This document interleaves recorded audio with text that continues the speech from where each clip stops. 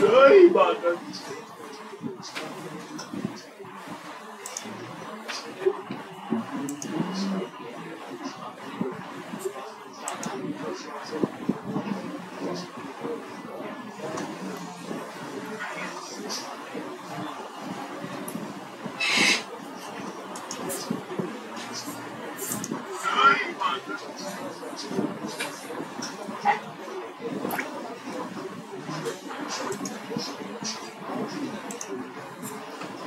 पापा ये circle Oval है। पापा ये देखो ब्राउन कलर है। पापा पापा ये देखो ये क्या है? ए बी लिखो, you see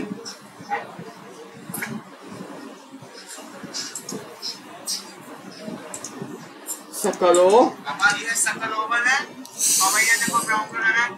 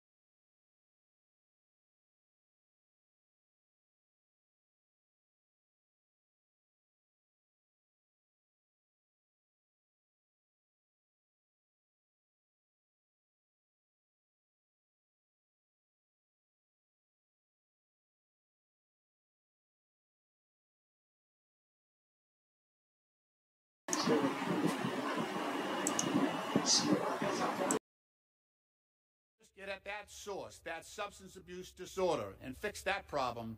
The other stuff either went away or became more manageable. Danny just didn't preach sobriety. He lived by example. Danny was sober for over 51 years, and he was extremely proud and grateful to be part of the wider recovery community. For over 15 years, Danny was on the board of the directors for the Gavin Foundation, a hugely successful substance abuse treatment program, and he played a big role in helping the Gavin Foundation expand and diversify their services into different populations across the city and to the city of Quincy. During AA meetings, Danny was always the first to welcome new members and offer them help and guidance on their journey. There is no doubt, Mr. Speaker, that Danny Ryan helped keep families together and saved hundreds of lives. He became transformed into someone whose purpose and passion in life was for helping others. No matter what their situation, he treated everyone with dignity and respect. If someone needed help, meeting them or going halfway was never enough. He made it his business to go out of his way to assist those in need. Danny was a proud graduate of Boston College High School and a recipient of the Paul J. Hunter Man for Others Award, which is given to people who demonstrate high moral character and a strong sense of service to others. That was Danny. In fact, one of his favorite mottos to live by was, try to help 3 people a day. Danny and his wife Dottie have 4 beautiful daughters, Melissa, Shannon, Danielle, and Casey. He was a proud husband, father, and grandfather, blessed with 8 grandchildren. In closing, Mr. Speaker, I pray that Danny Ryan's life and his work might serve as an example to us all. Thank you, Mr. Speaker, and I yield back the balance of my time. The chair recognizes the gentlewoman from Texas, Ms. Johnson, for 5 minutes. Thank you, Mr. Speaker. I ask unanimous consent to address the House for 5 minutes to revise and extend my remarks. Without objection. Mr. Speaker, I rise in complete outrage, not just in opposition to this Republican budget bill. Behind the talking points, behind the smug press conferences, buried deep in the fine print, it's all there. 13.7 million Americans will lose their health care, and millions of families will see their food assistance taken away. That's not my opinion. Those are the numbers from the Congressional Budget Office. So when behind the talking points, behind the smug press, are lying to you, and they know it. This bill is so shameful that they're moving forward at 1 a.m. in the morning tonight, in the dead of night. Why? Because they hope you're asleep. They don't want you paying attention. They don't want you to know what they're in fact truly doing. They hope you are not watching, and they hope no one notices until it is too late. But Texans are paying attention, and I'm here to sound the alarm on this outrageous bill. In Texas, over 5 million people depend on Medicaid. Children with disabilities, working moms, aging parents in nursing homes. These cuts will lead to fewer doctors, longer wait times, hospitals closing, and yes, people will die because they can't get the care that they need. Let me tell you about Stephanie, a mom from Richardson, Texas. Her son was born with spina bifida. His entire life depends on the care they get through an emergency Medicaid waiver, his equipment, his treatment, his survival. And Republicans in this chamber will take that care away from Stephanie's 11-year-old son. And for what? Why are we doing this? Why are we causing so much pain across so many families in this country who depend for basic needs so that Trump and his friends can have a huge tax cut?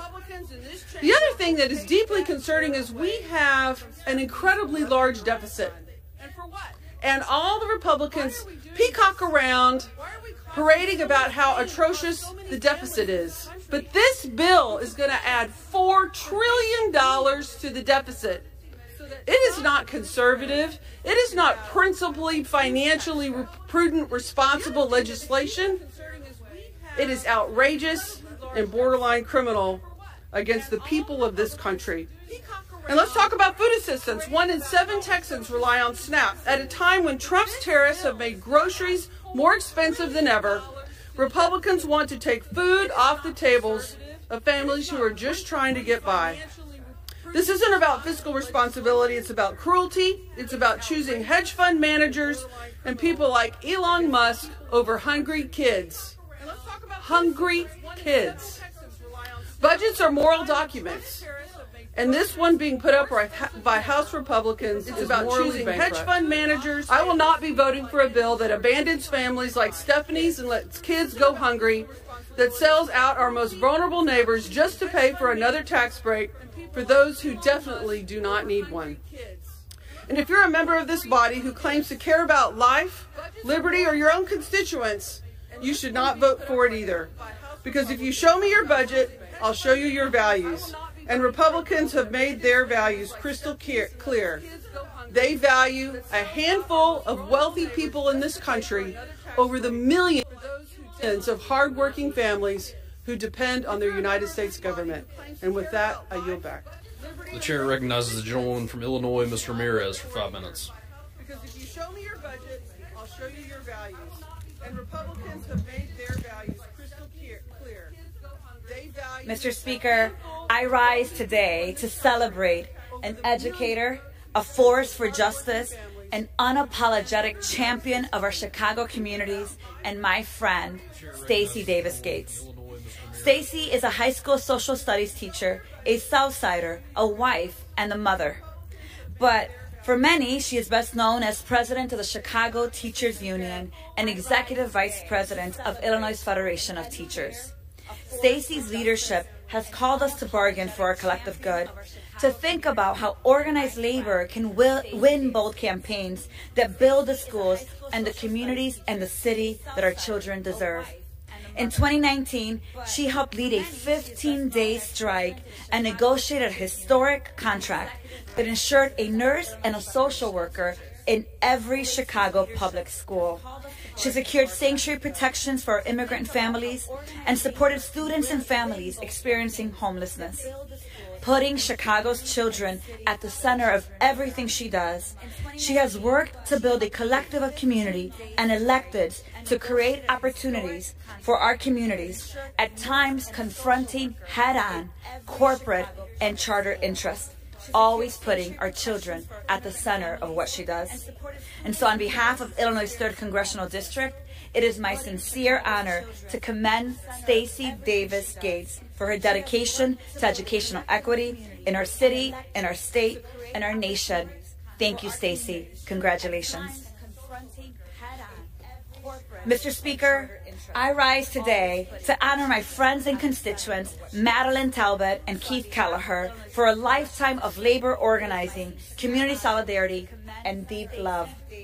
Madeline Talbot spent 37 years building Acorn and Action Now with thousands of due-paying members, helping to start the Fight for 15 in Chicago, a campaign that grew nationally and eventually brought $15 an hour to over 22 million workers across the country. Keith Kelleher founded ULU Local 880 and eventually became the president of SEIU Healthcare, Illinois, Indiana, Missouri, and Kansas, and international vice president of SEIU.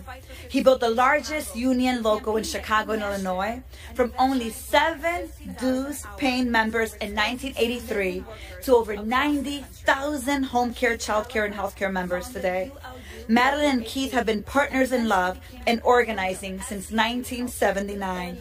They have left a lasting mark in our community, labor, and political organizing, and they've trained thousands of people to ensure the movement continues.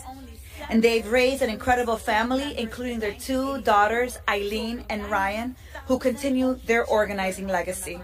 On behalf of Illinois' 3rd Congressional District, it is my privilege to commend Madeline Talbot and Keith Kelleher for their exceptional contributions as organizers and as a commitment to community and a fight for justice. Thank you and congratulations. And Mr. Speaker, I rise today to congratulate my constituent from Wheaton, Victor Gomez, for his achievement as one of 2025 Illinois State Teachers of the Year. An educator in East Leiden High Schools, Victor Gomez is a passionate teacher who for 6 years has transformed the lives of students. Through his commitment to bilingual education, he has created more welcoming, culturally competent classrooms where students are challenged and inspired to pursue their goals. Mr. Gomez is also a mentor to aspiring bilingual educators, and in partnership with Elmhurst University and the Noyes Pride STEM Teacher Scholars Program, he empowers educators from diverse backgrounds to bring their wisdom, their voice, and their experience to the profession. As a fluently bilingual Latina, daughter of immigrants, I know the importance of having teachers and mentors who look and sound like me. So Victor, on behalf of Illinois' 3rd Congressional District, it is my privilege to commend you for nurturing equity in our classrooms, encouraging leadership in our communities, and building educators who reflect the diversity of our multiracial, multicultural democracy. And congratulations again on winning Illinois Teacher of the Year. Congratulations. Felicidades. With that, Mr. Speaker, I yield back. The chair recognizes the gentlewoman from Ohio, Ms. Sykes, for 5 minutes. Encouraging leadership in our communities and building educators who reflect the diversity of our Thank you, Mr. Speaker. I rise today to offer a resolution honoring one of the most uncompromising voices for freedom in American history, abolitionist John Brown, on the occasion of the 225th anniversary of his birth. Born on May 9th in the year 1800 in Connecticut, John Brown was a man who did not simply believe in the cause of abolition. He lived for it. He fought for it, and ultimately, he died for it. From 1844 to 1854, John Brown and his family lived in Akron, Ohio, where he partnered in business with Colonel Simon Perkins, the son of the city's founder. In fact, the house that John Brown lived in was just on the same street where I grew up, just a few hundred yards away, and the constant reminder to fight for what was right was constant and present in my life. John Brown was so much more than a businessman. He was a freedom fighter. His home in Akron became a stop on the Underground Railroad, where he harbored enslaved people who escaped and sought safety in a new life in a more enlightened part of the world. Later, in Springfield, Massachusetts, Brown used his wool warehouse as another station on the Underground Railroad. He offered dignity, protection, and skills to those who escaped slavery and freedmen, including on how to farm and sustain themselves in a life free from bondage. He used his wool business as a means to travel, to connect, and to advance the cause of abolition across state lines. But when Congress passed the Fugitive Slave Act of 1850, which made it a federal crime to aid a runaway slave and compelled even free states to enforce slavery, Brown took a very bold step. He organized the League of Gileadites, encouraging African Americans to train in arms to defend their freedom against re-enslavement.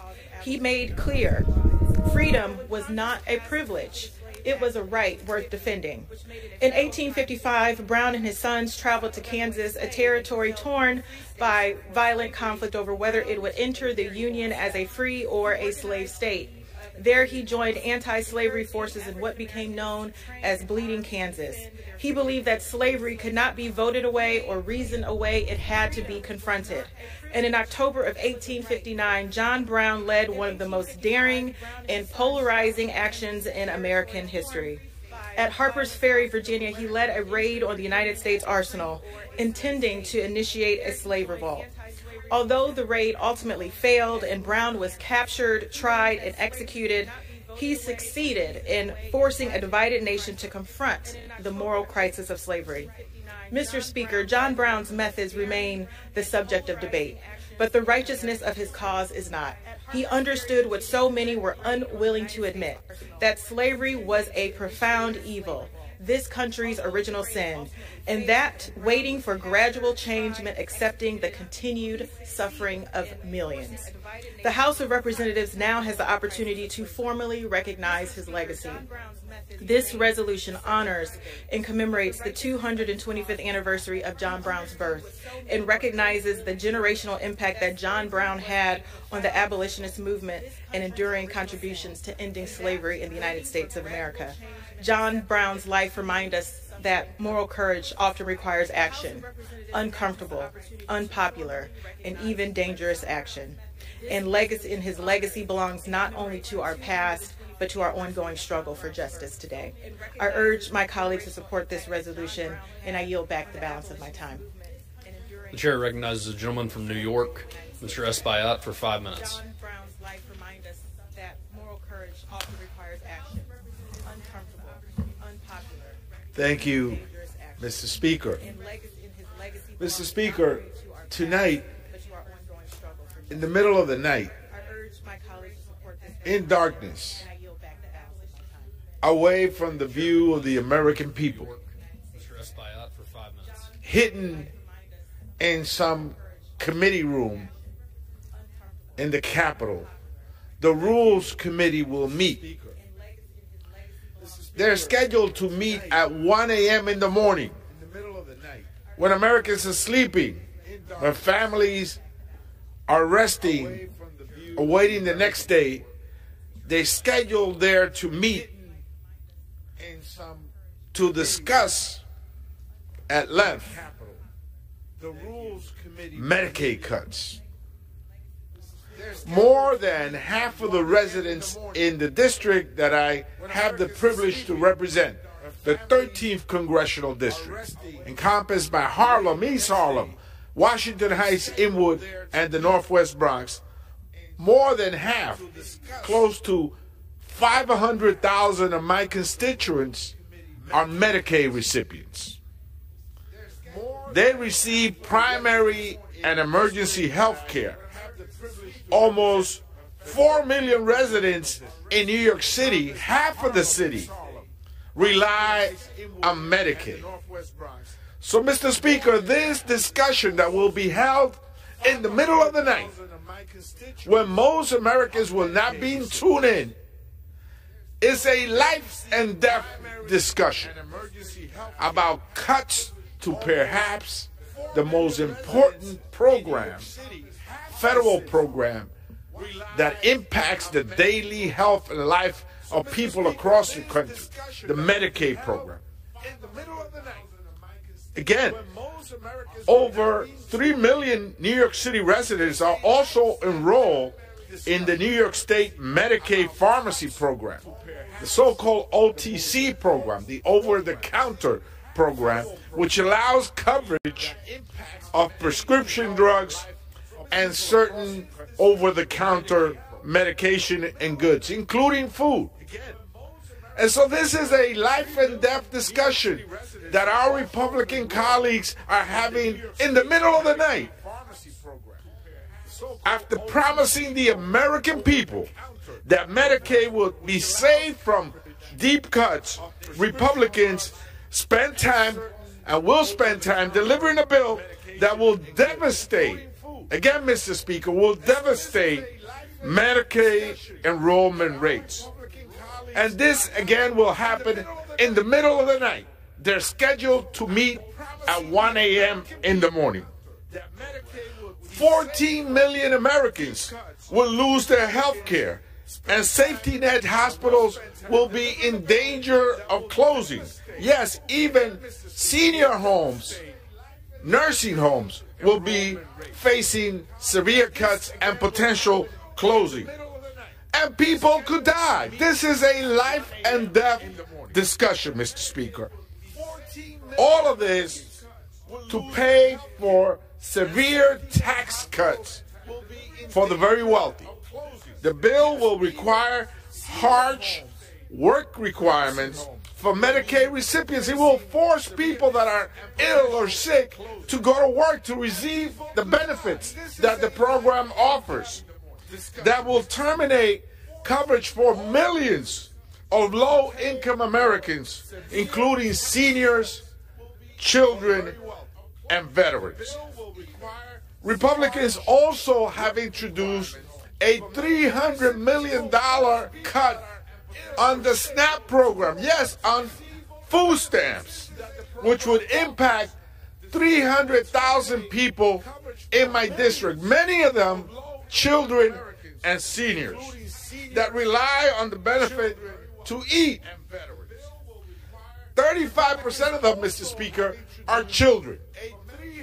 This will be the largest cut to the food stamp program in our nation's history. So in the middle of the night, Republicans will cut Medicaid and will cut food stamps when people are not watching.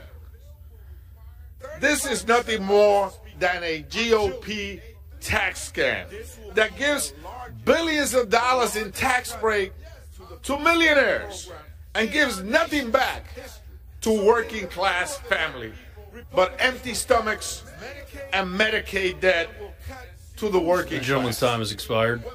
Mr. Speaker, billionaire wins and families lose with this bill. I yield back. Let's fight back. The chair recognizes the member from Delaware, Representative McBride, for 5 minutes. To millionaires and gives nothing back to working class. Thank you, Mr. Speaker. I rise today in support of the Anchor Act, a bipartisan bill to protect American maritime research and strengthen our national security. The University of Delaware's research vessel, the Hugh R. Sharp, is a floating lab used by scientists and students to study everything from our ocean health to fisheries to coastal storms, all of this happening right off of the coast of Delaware. But right now, these vessels are often running on outdated technology, and that makes them sitting ducks for cyber attacks from hackers and foreign adversaries. That's why I'm proud to co-sponsor the Anchor Act, which directs the National Science Foundation to develop a plan to upgrade cybersecurity and communications across the U.S. academic research fleet, including the Sharp. Because a secure country relies on secure labs, even the ones at sea. Protecting the Sharp and our entire academic research fleet helps Delaware track sea level rise and protect our coastal communities, a big deal for the lowest lying state in the nation. That's why I have also submitted a $1.5 million funding request to make sure the Sharp gets upgrades that it needs. The Anchor Act passed out of committee with bipartisan support, and I urge my colleagues to vote to get it over the finish line. Mr. Speaker, earlier this month, I joined veterans, families, and care providers to celebrate 75 years of service at the Wilmington VA Medical Center, a facility that provided 338,000 appointments last year alone. That's visits to a primary care doctor, a dentist, drug and alcohol counseling. Every single one of those visits is fulfilling a sacred promise that the government has made to show up for those who have sacrificed for all of us. As we head into Memorial Day weekend, we must recognize the responsibility that we have as elected officials, not just on Monday, but every day of the year, to honor those who have given their last full measure of devotion by fulfilling our commitment to all of those who have served our country. Our country has long recognized the value of service by promising our veterans that no matter who sits in the Oval Office or behind this dais, they will be cared for and protected. But today, that promise is in jeopardy. Nearly 6,000 veterans have already been summarily fired by the Trump administration. And now they're pushing a plan to lay off 80,000 of the very workers who process benefits and facilitate life-saving care through the VA. And if that weren't enough, as I speak, congressional Republicans are continuing to advance a budget that would slash support for veterans even further, undermining health care, housing assistance, and food support. Let me be clear. You don't support veterans by handing them a folded flag with one hand and cutting their lifelines with the other. More than 1.6 million veterans rely on Medicaid for their health coverage. If House Republicans succeed in their slash and burn proposal, it will mean real harm for veterans and their families. My constituents are warning me, and they're right, that cuts to SNAP, Medicaid, and VA services will fall hardest on disabled and aging veterans, especially in rural areas and communities of color. House Republicans have chosen to unilaterally pursue a budget that puts tax cuts for billionaires ahead of care for the people who wore the uniform. That's not just bad budgeting. It's a betrayal of our promise. Delaware's veterans and veterans across this country don't need slogans. They need support. They need stable housing. They need accessible health care. They need us to keep our promise to them. Veterans who fought for our country should not be forced to fight for the coverage and assistance that they earned long ago. I didn't come to Congress to sanction cruelty. I came to keep our word, to ensure that the veterans I met at the Wilmington VA and the tens of thousands more across Delaware are treated not as political props, but as patriots deserving dignity. This Memorial Day, I urge my colleagues to follow the famous charge of President Lincoln. Any nation that does not honor its heroes will not long endure. No mission is more important or righteous. Thank you, Mr. Speaker. I yield back the balance of my time. The chair recognizes the gentleman from Ohio, Mr. Taylor, for 5 Are minutes. treated not as political props, but as patriots deserving dignity. This Memorial Day, I urge my colleagues to follow the famous charge of President Lincoln. Arise today to shine a light on a critical subject that impacts each one of us as well as the ones we love, mental health. Established by Congress in 1949, May was designated as Mental Health Awareness Month to increase awareness of the importance of mental health and wellness. Mental health is about more than just illness, it's about well-being, resilience, and the ability to cope with the various challenges we experience day to day. These challenges don't discriminate. They impact people of every age, background, and community. And many suffer in silence out of fear of being judged or misunderstood. For many years, this topic was highly stigmatized, but this is fortunately changing. And this month, I'm honored to bring attention to it. Mental Health Awareness Month is part of that change, and a reminder to prioritize rest, connection, and the things that contribute to our overall wellness. In our great Buckeye State, we're grateful to have multiple resources available to help Ohioans in times of need. The Ohio Department of Mental Health and Addiction provides resources and readily available services with their Ohio Care Line, available 24 hours a day and 7 days a week to offer emotional support. And by simply dialing 988, anyone in our nation can access the National Mental Health Hotline, which offers free and confidential support from trained counselors around the clock. I want to say thank you to our local mental health providers, support workers, and first responders for the critical work you do to intervene in times of need. Without your timely response and attentive care, our region could not be the healthy and supportive place it is today. I'd also like to recognize our local police officers. We're often the first one on the scene of an emergency and the first wave of assistance for someone experiencing a mental health emergency. You're heroes, lifesavers, and a irreplaceable cornerstone in our communities who help Ohioans live their lives to the fullest. With agriculture being the backbone of Southern Ohio, our region is home to countless farmers, ranchers, and producers who work hard to secure our nation's food supply and put food on our families' tables. They work long hours out in the fields, often on their own, trying to turn a crop and a profit in a challenging farm economy. Being isolated from the resources that are available in more urban areas, farmers and farming families are facing a significant mental health challenge. And with 96% of farms in Ohio's 2nd Congressional District being family farms, this demonstrates how close to home this issue hits my district. The devastatingly high rate of mental health challenges and substance abuse issues across our country, where a person lives, shouldn't dictate their ability to access critical health care services. Tragically, Ohio's 2nd Congressional District has the highest rate of unintentional drug overdoses in our entire state, which is often linked to mental health challenges. That's why I was proud to introduce the Rural Wellness Act in March of this year, which will reauthorize the prioritization of grants for telemedicine projects addressing behavioral and mental health, including substance abuse. These grants are part of the United States Department of Agriculture's Rural Development Distance Learning and Telemedicine Program and will make mental health care services more accessible to those who need them. Congress should pass this bill to deliver critical care to farmers and rural families who so desperately need it. However, in order to access telehealth care services, Congress must also prioritize broadband expansion to our nation's rural areas. Rural families desperately need telehealth care services. These are only accessible if families have internet access. Large swatches of my district lack access to high-speed internet, which means rural families are isolated from critical health care options, as well as businesses and education opportunities that could support families and alleviate some of the stress that providers are feeling.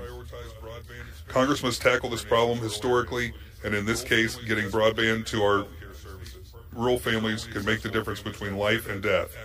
All in all, expanded broadband access would lead to significant mental health benefits in our rural communities. As we recognize Mental Health Awareness Month, may each of us take a moment to prioritize wellness and reach out to those around us who might need a helping hand. To each friend, family member, teacher, community leader, or public servant who has lent their support to someone experiencing mental health challenges, thank you for your service. It's because of people like you that communities are safer, healthier, and more supportive places to live. Thank you, Mr. Speaker, and I yield back. The chair recognizes the gentleman from Virginia, Mr. Subramaniam, for 5 minutes. Mr. Speaker, I rise today in support of the more than 28,000 farms that engage in agritourism across the country, 1,500 of which are in the Commonwealth of Virginia. Agritourism, for those who don't know, is exactly what it sounds like. We're bringing tourists to farms or agricultural venues and offering experiences related to farming, rural life, and food. And from wineries like Stone Tower and Leesburg, farm breweries like Wheatland Springs and Waterford, U-Picks like Great Country Farms in Bluemont, and llama and alpaca farms like Double 8 Alpaca and Llama Ranch in Percival. Agritourism offers growing opportunities for farms to diversify their revenues, connect with their communities, and become more resilient. And agritourism isn't just a trend or a fad, it is an economic imperative for many farmers. In Virginia alone, agriculture is our #1 industry, but the majority of farmers are not full-time farmers, and they need ways to pay for their taxes and maintenance of their land, and agritourism has helped families across Virginia do just that. And this isn't just happening in Virginia. Agritourism is now a billion-dollar industry across the country, and it keeps growing. It's revitalizing local, rural, and small-town workforces, and the tourist dollars are also expanding hotels, restaurants, and businesses nearby. These farms also offer unique educational and recreational opportunities for children and families and help connect the public to our food systems. And that's what I love about agritourism. It's a win-win for everyone. Farmers get to share their work and support their farm, and visitors learn about where their food comes from, who grows the flowers they send on Mother's Day, and so much more. And this year, my family picked tulips from Burnside Farms in Nokesville. We ate strawberries at the Strawberry Festival this past weekend at Wegmeyer Farms in Lincoln. And we visited Cox Farms for their delicious cider donuts. But for many farmers, there's a lot of uncertainty about federal resources available to them and where they should go to ask questions about agritourism. And since agritourism is a form of non-traditional farming, the federal government simply hasn't done much to help the industry, which is why I am proud to work with Congressman Newhouse to introduce the Bipartisan Agritourism Act, which will ignite the industry and provide a one-stop shop of resources like grants, loans, and technical assistance for farmers who want to participate in agritourism. These resources will attract private investment not only in agritourism, but support tourism and hospitality industries in rural areas, which will keep our farms and rural communities strong, resilient, and thriving. I also plan to relaunch the Bipartisan Agritourism Caucus with Congressman David Rouser to highlight the progress of this industry and how we can continue to promote it. This was first championed by my predecessor, Congresswoman Jennifer Wexton. So I urge my colleagues to sign on to this bill and join the caucus when we relaunch it so that we can champion agritourism for farmers and rural communities across America, which will keep our farms and rural communities strong, resilient, and thriving. Mr. Speaker, Moody's, a credit rating firm, downgraded America's credit rating this past weekend. What does this mean? It's like when your credit score goes down. It will make it more expensive for a country to borrow money, and the interest rate on our $36 trillion debt will go up. How much do we spend on interest right now? Well, in 2024, we paid $892 billion in interest payments. That's 13% of our budget. That's more money than we spent on law enforcement, education, science, and transportation combined. And now it's going to get worse because this one big, beautiful bill coming up is going to explode the deficit so that we can give tax cuts to billionaires and the largest corporations while also slashing Medicaid, food assistance, and other programs American families depend on. There is no fiscal responsibility in this bill, and this bill will add $5 trillion to the federal debt. This credit downgrade should be a warning to reverse course, but instead we seem to be headed straight for a fiscal disaster, and we need to stand up to this. I yield back. The chair recognizes the gentleman from Missouri, Mr. Alford, for 5 minutes. While also slashing Medicaid, food assistance, and other programs American families depend on. There is no fiscal responsibility. Well, thank you, Mr. Speaker. I rise today to recognize the winners of our 2025 4th Congressional District Speech Competition for the great state of Missouri. This is our second year to do this. It's a great competition. Our next winner is Lucas Tate, who is a junior at Odessa High School. Lucas wrote, "Freedom is a word that rings loud in the hearts of many Americans. We all know what freedom is. We all know what the absence of freedom feels like. But what does it mean to stand for your freedom? Standing up for your freedom is not always loud. It's not always quiet. Standing for your freedom is swimming against the schools, looking for those who may follow. It's a war cry against the face of tyranny and injustice. It's a tough battle, one that we as Americans must be proud to face each and every day because simply it is American." Our next winner is Tanner Gill. In 9th grade at Raymore Peculiar High School, Tanner wrote, "Standing for freedom means protecting the rights and values that make America strong. In our country, this means making sure that people have justice, fairness, and the ability to speak freely. Everyone can help by being active in their community and standing up for what is right. Around the world, the U.S. supports freedom by helping people who live under unfair governments by promoting democracy. As a leader, America has a responsibility to set an example and defend human rights. Standing for freedom just isn't about words, it's about action. And by respecting our history and working to protect freedom, we can help make the world a better place." Our next winner is Riley Ohlendorf, a junior at Glasgow High School. Riley wrote, "Standing for freedom is having courage, integrity, and speaking out against injustice. Freedom includes protecting the rights of others, even when it may be hard and challenging. We have to be able to defend our rights for ourselves and others when there is a risk of being taken away. Freedom is not just about personal choices, advocating for fairness and presenting different opinions now and for future generations. History has presented sacrifices from leaders and soldiers who defend our nations. True freedom grows when people are willing to stand up for themselves and others. As an American, I am fortunate enough to live in a free country, and I stand for what freedom means." Thank you to everyone who participated in this year's congressional speech competition, and congratulations to our winners. History has presented sacrifices from leaders and soldiers who defend our nations. True freedom grows when people are willing to stand up for themselves and others. Mr. Speaker, I rise today to recognize Missouri's 4th Congressional District May Small Business of the Month, Alwell's Country Meats. What better month to highlight the amazing small business than National Beef Month? What begins as a small downtown grocery store in 1932, Alwell's has grown into a fixture of Warrensburg's local community. This federally inspected meat processing and retail facility developed old German recipes to create quality fresh meats and homemade specialty products. Randy Alwell, the third-generation CEO of Alwell's Country Meats, has expanded the facility 4 times now. Today, we congratulate Alwell's Meats and thank them for their contributions to Missouri and the 4th Congressional District. Mr. Speaker, I rise today to recognize our May Veteran of the Month, Mr. Rick Fullerton of Independence, Missouri. He's a World War II vet, lives in Missouri's Veterans Home in Warrensburg in our district. He attended Smith Cotton High School in Sedalia and graduated in 1945.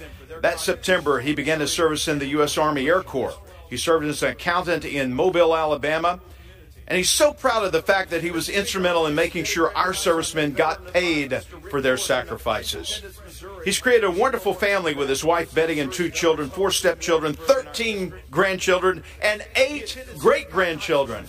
We are proud to honor you, sir, on the floor today, and we thank you for your service to our great nation. Mr. Speaker, I yield back.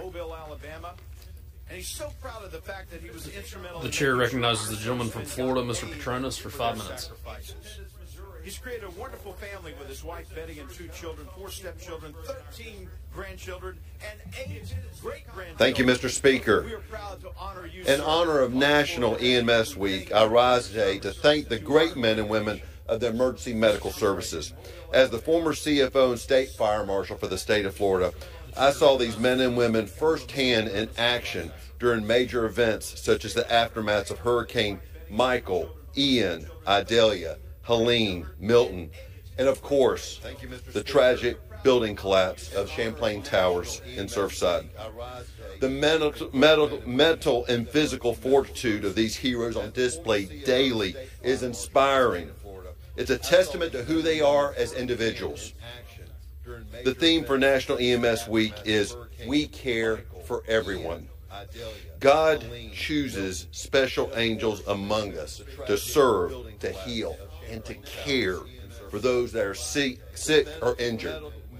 They rush into danger at a moment's notice without hesitation, giving hope to those who need it the most. These heroes work 24/7, 365, missing holidays, birthdays, and other special occasions to ensure our communities are safe. On behalf of a grateful nation and myself, thank you. Thank you to these Americans in the EMS field for all that you do. As long as I have a voice in Washington, D.C., I will always support our EMS professionals and every first responder working to serve our local communities, the state of Florida, and our great country. Our communities are safe. On behalf of a grateful nation and myself, thank you. Mr. Speaker, I want to end on a solemn note as we honor the life of Honorable Circuit Judge Tom Remington, who passed away on May 7th, 2025 in Pensacola, Florida. Tom dedicated over 60 years of his life serving our nation and our state. First as an artillery and infantry officer in Vietnam, where he earned Combat Infantry Badge, 2 Purple Hearts, 2 Bronze Stars with Valor, and a Silver Star. His service was featured on the History Channel in books like Hill 875 and DAC 2. After his military service, Tom graduated from Florida State Law School Law, joined the Florida Bar in 1971, and gained courtroom experience as both a public defender and as assistant state attorney. In 1995, he became a partner in the renowned law firm Smith, Ankers, and Remington, serving as general counsel to longtime Okaloosa County Sheriff Larry Gilbert. Tom was appointed to the circuit by Governor Lawton Chiles, served over 20 years in Okaloosa and Walton counties, held numerous leadership roles, including chief judge and officer in various legal organizations. Known for his humble and principled approach to justice, Tom was deeply respected and affectionately called TR. Mr. Speaker, on behalf of Northwest Florida, my wife Katie, I offer condolences to his wife Diana, the Smith Remington firm, and the children of Scott, Mary, and Sarah. We urge all in District 1 to join us in honoring Judge Remington's remarkable commitment to service. And I yield, Mr. Speaker. Now this is the gentlewoman from Minnesota, Miss Fishbach, for 5 minutes.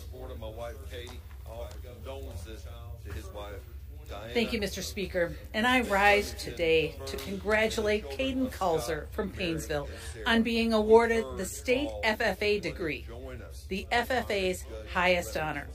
Caden has been a member of the Paynesville FFA since 7th grade and has been a great chapter officer for the past 2 years. She has demonstrated years of commitment to the FFA chapter in Paynesville. Caden plans to attend college to earn a degree in exercise science and eventually pursue a career as a chiropractor. I am sure she will excel in her career just as she has excelled in the FFA.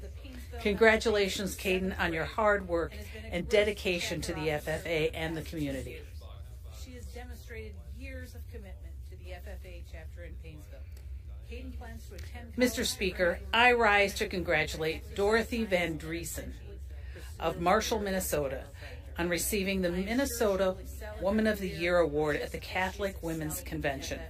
This award recognizes significant and outstanding contributions made by a councilwoman in areas of service to the church, the Council of Catholic Women, her parish, and the community. This honor is given to women who serve as an inspiration to others. Congratulations, Dorothy, on this outstanding achievement, and thank you for your contributions to your community and your church. This award recognizes significant and outstanding contributions made by a councilwoman. Mr. Speaker, I rise to congratulate Mason Miller of Ada, Minnesota, on signing a free agent contract with the Detroit Lions. Mason started in all 16 games of the NDSU Bison season last year and was named a first-team All-American.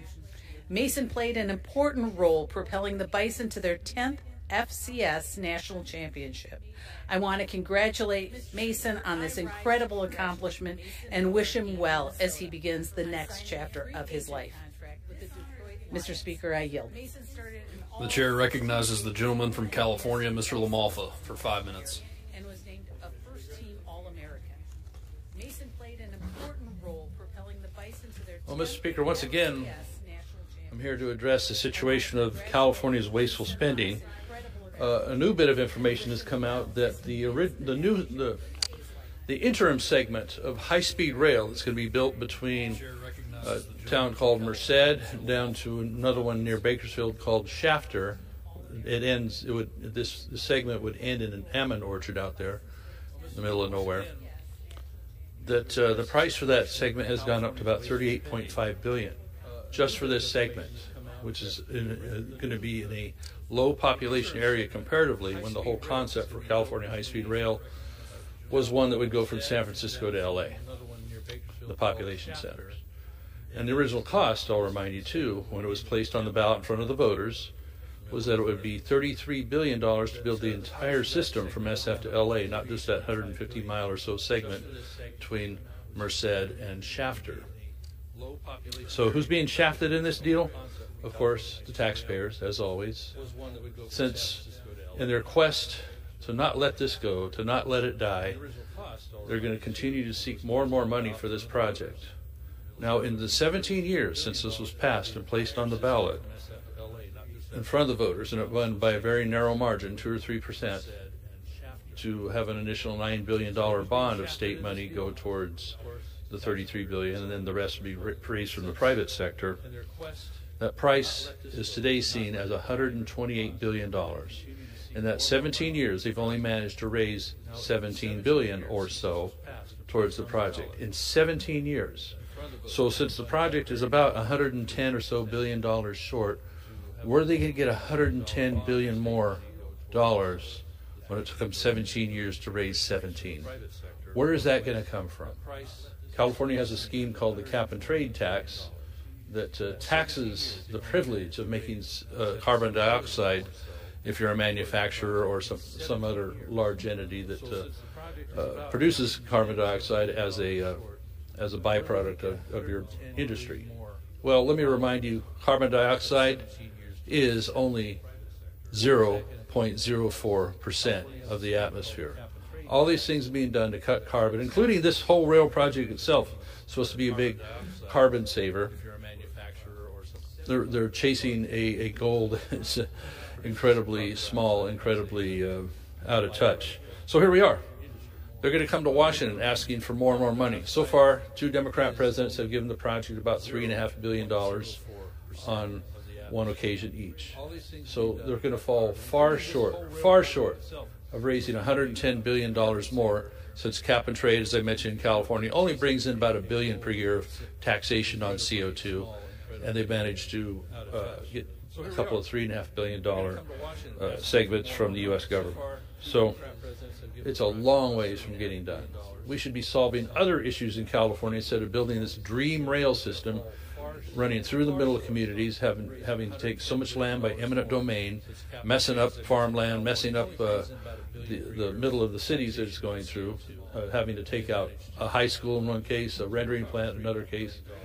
All these things that are making it actually worse for people, so they can have the idea of, oh, we got to be like China and have a high-speed rail system.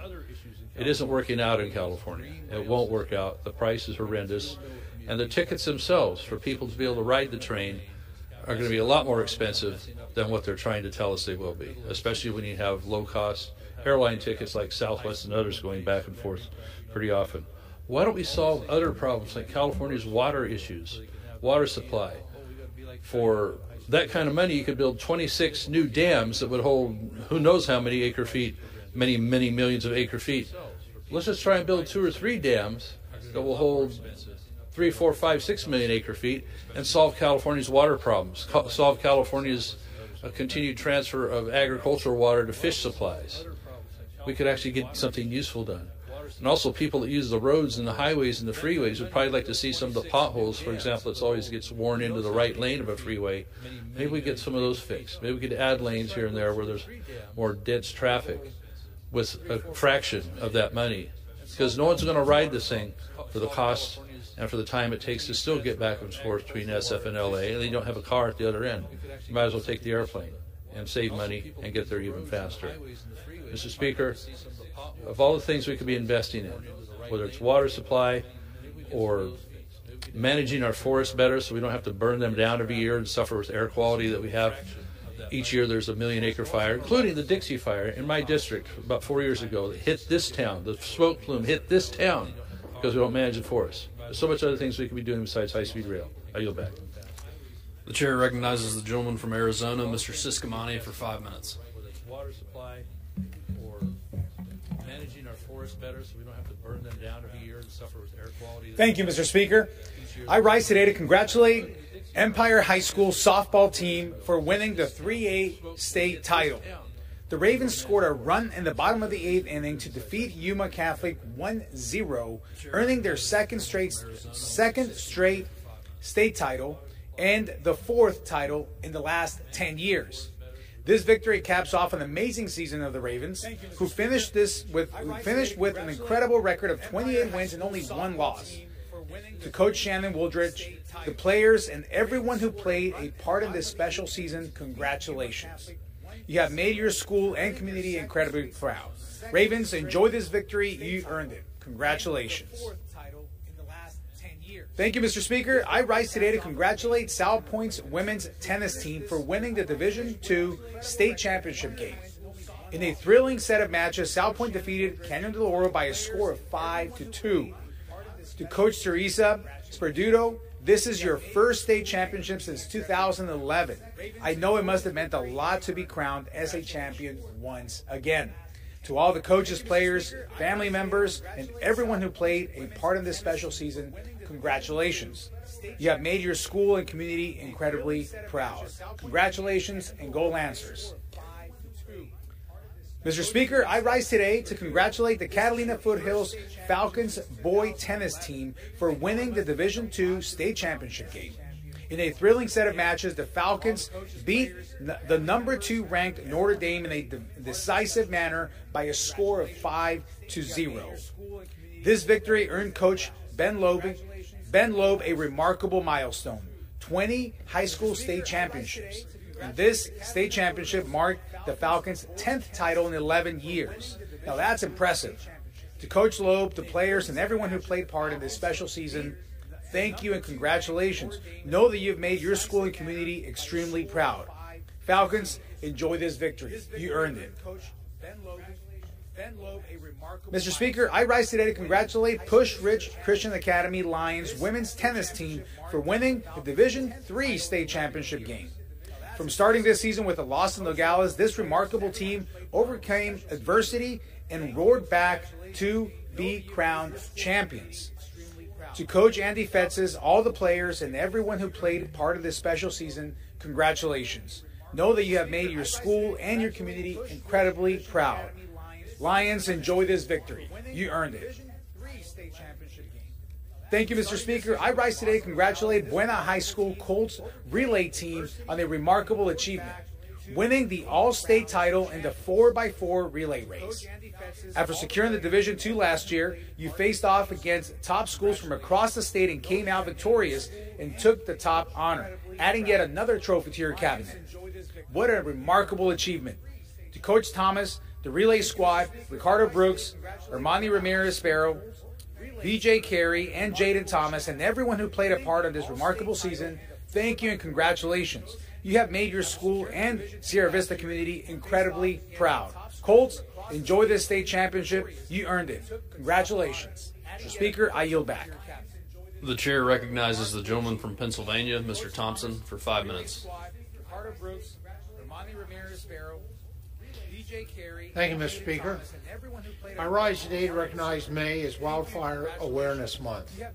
For many states and regions around the nation, our forests play a critical role in supporting communities in the rural economy.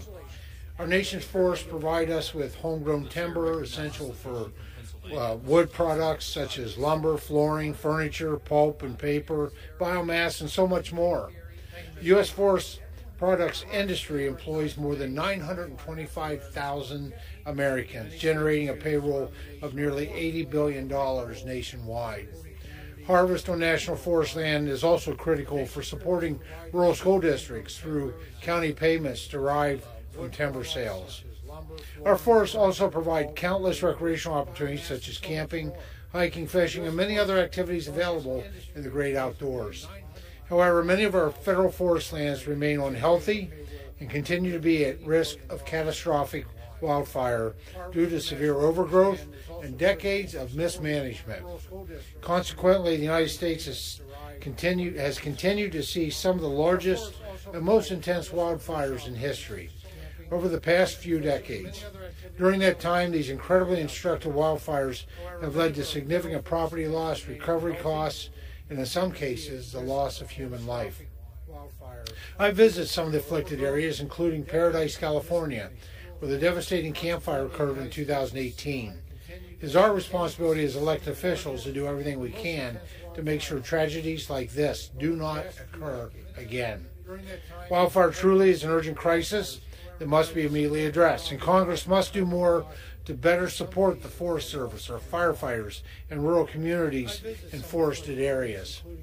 Between 2013 and 2022, we saw an average of 61,000 wildfires annually, with an average of 7.2 million acres impacted each year. So far this year, we've seen more than 25,000 wildfire incidents, with more than 1 million acres burned before fire season ever began. The wildfires we witnessed in Los Angeles this year were just the latest reminder of the devastation that can occur when we don't proactively manage our forests and do everything possible to prevent them from breaking out in the first place. Make no mistake, the wildfire crisis is just that, a crisis that must urgently be addressed. The good news is that with the right management, we can do so much more to improve the health of our forests and combat the wildfire and forest health crisis head on. This means using all the tools in the toolbox. That includes mechanical thinning, prescribed fire, and cross-boundary authorities. It also includes expanded use of good neighbor agreements, stewardship contracts, and other innovative agreements to maximize management possibilities through partnerships between stakeholders, private forest owners, tribes, and local and state federal government. Now, I'm proud of the forestry title that passed out of the Agriculture Committee last year, which was crafted to expand those tools and authorities and encourage the Forest Service to do more productive management. Such reforms will enable the agency to improve forest health, reduce the threat of wildfire, increase the pace and scale of restoration, and ultimately protect communities, property, and lives. Many of these concepts can be found in the Fix Our Forests Act, which was passed on a bipartisan basis this past January. Additionally, I applaud the recent actions by the Trump administration to dramatically scale up the management across the national forest system. Encouraging this ramp up will enable the Forest Service to better manage, support local counties and economies through increased sustainable harvest levels, address invasive species and forest health, and ultimately reduce severity and incidence of wildfires. During this Wildfire Awareness Month, it's important that members understand the great challenges our nation has with wildfire and that there are many steps the federal government can take to proactively mitigate it. Perhaps most importantly, we must also recognize the dedication and sacrifices of our wildland firefighters to act when it's safe. With that, I say thank you to our firefighters, first responders, and all that are working to confront this crisis as we recognize Wildfire Awareness Month. Thank you, Mr. Speaker, and I yield back the balance of my time. The chair recognizes the gentleman from Washington, Mr. Baumgartner, for 5 minutes.